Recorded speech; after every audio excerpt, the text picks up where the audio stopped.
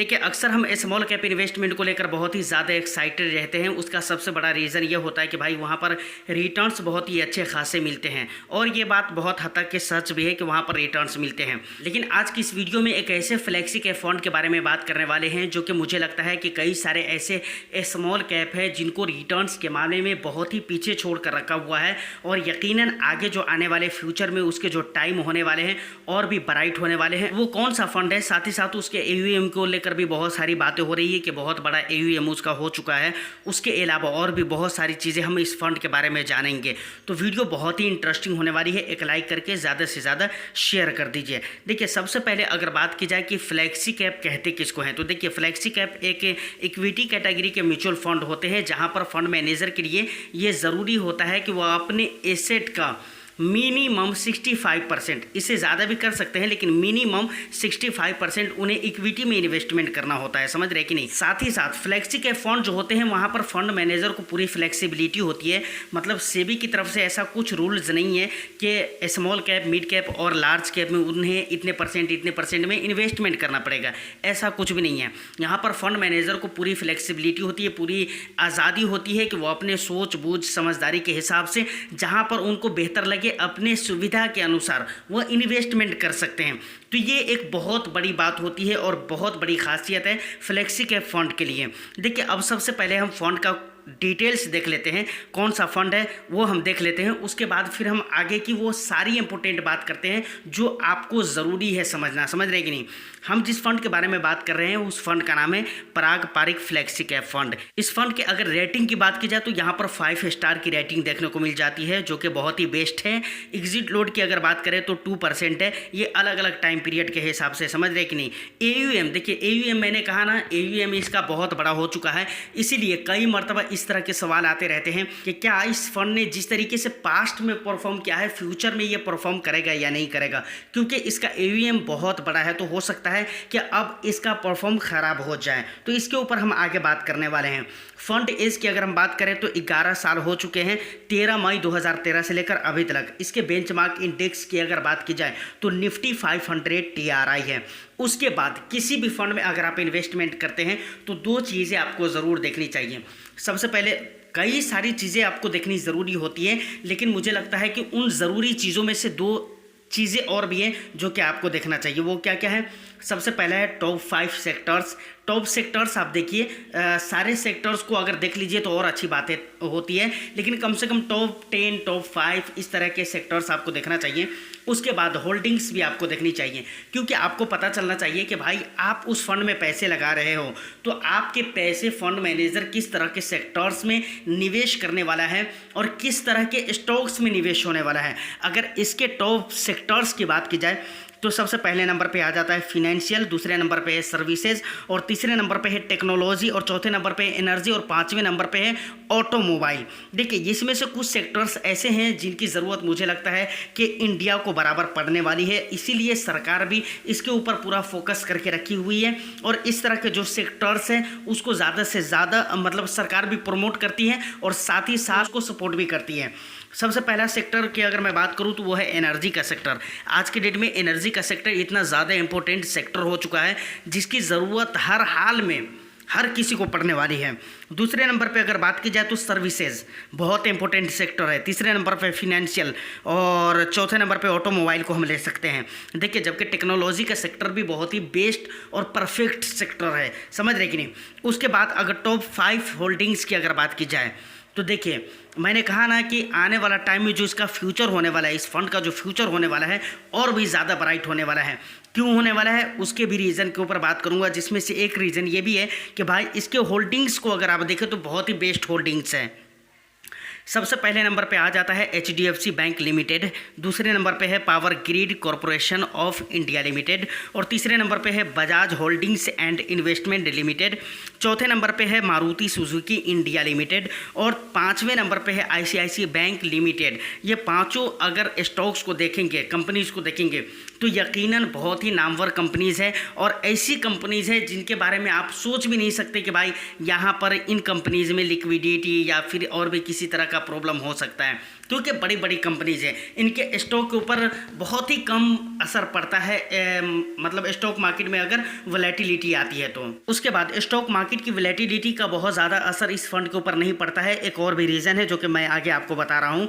उससे पहले मैं चाहता हूँ कि आप इसके एसेट एलोकेशन को देख लें कि मतलब इक्विटी में कितना, डेट में कितना और दूसरी जगहों पे कितना इन्वेस्टमेंट किया जा रहा है। इक्विटी की अगर बात करें तो 84.37% अपने AUM का ये इक्विटी में निवेश कर रहा है। डेट की अगर बात की जाए तो 15.06% पैसे निवेश किया जा रहा है। दूसरी जगहों की अगर बात की जाए तो बहुत थोड़ा सा पैसा 0.57% पैसे दूसरी जगहों पे निवेश किए जा रहे हैं। उसके बाद आ जाता है मार्केट कैप वेटेज, यानी किस मार्केट कैप में कितने पैसे लग रहे हैं, large cap, mid cap, small cap में कितने पैसे लग रहे हैं। सबसे पहले अगर लार्ज कैप की बात की जाए तो 82.08% पैसे लार्ज कैप में हैं। मैंने अभी अभी आपको कहा था कि भाई मार्केट की वोलेटिलिटी का बहुत ज़्यादा असर क्यों नहीं पड़ता है, उसका एक और भी रीज़न है। वो रीज़न यही है, समझ रहे कि नहीं, यही वो रीज़न है जिसकी वजह से बहुत ज़्यादा असर इस फंड के ऊपर नहीं पड़ता है मार्केट की वोलेटिलिटी का। लार्ज कैप में इतने पैसे डालकर रखा हुआ है तो क्या मार्केट की वोलेटिलिटी का बहुत ज़्यादा असर इस फंड के ऊपर पड़ने वाला है। लेकिन इसके रिटर्न्स को आप देखेंगे तो अमेजिंग, बहुत ही बेस्ट रिटर्न्स है, वो मैं अभी आपको बताने वाला हूँ। उसके बाद अगर मैं मिड कैप की बात करूँ तो 8.38% पैसे मिड कैप स्टॉक्स में निवेश किए जा रहे हैं। उसके बाद 9.54% पैसे स्मॉल कैप स्टॉक्स में निवेश किए जा रहे हैं। देखिए सबसे ज़्यादा लार्ज कैप में निवेश किए जा रहे हैं, लेकिन अगर इस फंड के रिटर्न्स को देखेंगे तो मज़ा आ जाएगा। सबसे पहले अगर 1 ईयर के रिटर्न्स पे आप नज़र डालेंगे तो 35.67% का रिटर्न्स दिया है, जो कि कम नहीं है मुझे लगता है। आपको क्या लगता है आप मुझे कमेंट करके ज़रूर बताइएगा। साथ ही साथ वीडियो को लाइक करके चैनल को भी ज़रूर सब्सक्राइब कर लें। पिछले 3 ईयर्स का अगर रिटर्न्स देखेंगे तो 21.07% का रिटर्न्स दिया है।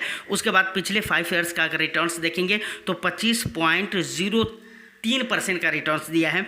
पिछले 10 ईयर्स का अगर रिटर्न्स देखेंगे तो 19.78% का रिटर्न्स रहा है। और सिंस इंसेप्शंस में अगर सालाना रिटर्न्स अगर आप देखते हैं, CAGR अगर आप देखते हैं तो 20.43% का CAGR दिया है, जो कि बहुत ही बेस्ट और बहुत ही हाई लेवल का है। अब यहाँ पर एक बहुत ही इंपॉर्टेंट बात जिस पे मैं पहले भी बात कर चुका हूँ, सोचने वाली ये है कि भाई लार्ज कैप में इतने पैसे निवेश कर रहे हैं तो यहाँ पर एक तरह से आपके रिस्क भी रिड्यूस हो रहे हैं, बहुत ज़्यादा पंगा भी नहीं है इस फंड के अंदर, और साथ ही साथ रिटर्न्स भी बहुत ही अच्छे जनरेट करके दिए जा रहे हैं। तो यहाँ तक फंड के बारे में वो सारे डिटेल्स जो कि एक इन्वेस्टर्स को पता होना चाहिए, मुझे लगता है कि मैंने आपको बता दिया है। लेकिन एक बहुत बड़ा सवाल, भाई हमें फ्लेक्सी कैप में इन्वेस्टमेंट करना ही क्यों चाहिए। म्यूचुअल फंड के अंदर कैटेगरी की तो कमी नहीं है और हर कैटेगरी में भर भर कर फंड रखे हुए हैं, तो भाई इतने फंड हैं मार्केट के अंदर तो हमें क्या ज़रूरत है कि हम फ्लेक्सी कैप कैटेगरी के फंड में इन्वेस्टमेंट करें। तो इसके सबसे बड़े बहुत सारे फ़ायदे हैं, लेकिन 3 जो कि बहुत बड़े फ़ायदे हैं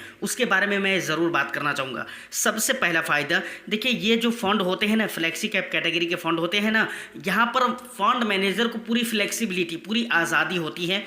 वो अपने सोच बूझ के हिसाब से जहाँ पर उन्हें अच्छा लगता है वो इन्वेस्टमेंट करेंगे। और आपको पता है कोई भी फंड मैनेजर ये चाहता है कि भाई वो अच्छे से अच्छे अल्फा जनरेट करके दे, अच्छे से अच्छे रिटर्न्स अपने इन्वेस्टर्स को दे। अगर कोई फंड मैनेजर अपने फंड में अच्छा खासा अल्फा जनरेट नहीं कर पा रहे हैं तो उसे फेलियर ही माना जाता है। तो इस बात का भी उन्हें चिंता रहता है, तो इसलिए वो अपनी आज़ादी का पूरा फ़ायदा उठाते हैं और अच्छा अल्फा जनरेट करके इन्वेस्टर्स को देते हैं। दूसरी बात, इस कैटेगरी के जो फंड होते हैं यानी फ्लेक्सी कैप कैटेगरी के जो फंड होते हैं वो वेल डाइवर्सिफाइड फंड होते हैं, समझ रहे कि नहीं। फुल डाइवर्सिफिकेशन यहाँ पर इसका ख्याल रखा गया होता है, तो यहाँ पर आपको बहुत ज़्यादा टेंशन लेने की ज़रूरत नहीं होती है। और डाइवर्सिफिकेशन आपकी पोर्टफोलियो के लिए एक अहम चीज़ होती है जिसका ख्याल रखना बहुत ही ज़रूरी है, जो कि इस तरह के फंड में ख्याल रखा गया होता है। उसके बाद बहुत सारे इन्वेस्टर्स ऐसे हैं जिन्हें समझ में नहीं आता है कि भाई मार्केट के अंदर बहुत सारी कैटेगरीज है, किन कैटेगरी के फंड में इन्वेस्टमेंट करना चाहिए। ऐसे लोगों के लिए बहुत ही बेस्ट साबित होते हैं फ्लेक्सी कैप कैटेगरी के फंड, ख़ास तौर से वो इन्वेस्टर्स जो बहुत ही ज़्यादा दिन से मार्केट के अंदर नहीं है, मार्केट के बारे में उन्हें बहुत कुछ पता नहीं है, जानकारी नहीं है, नॉलेज नहीं है इतना, तो वो अपने पैसे को फ्लेक्सी कैप, मल्टी कैप, इस तरह के जो फंड होते हैं ना, उन फंड में अपने पैसे को इन्वेस्टमेंट करके बिल्कुल बेफिक्र हो सकते हैं और उन्हें मार्केट के अंदर बहुत ज़्यादा ताक झांक करने की ज़रूरत भी नहीं है। क्योंकि ये फ्लेक्सी कैप है, इसलिए उन्हें देखने की ज़रूरत नहीं है। तो ये मेन वो 3 फायदे हैं जिसकी वजह से मुझे लगता है कि आपको फ्लेक्सी कैप फंड में निवेश ज़रूर करना चाहिए।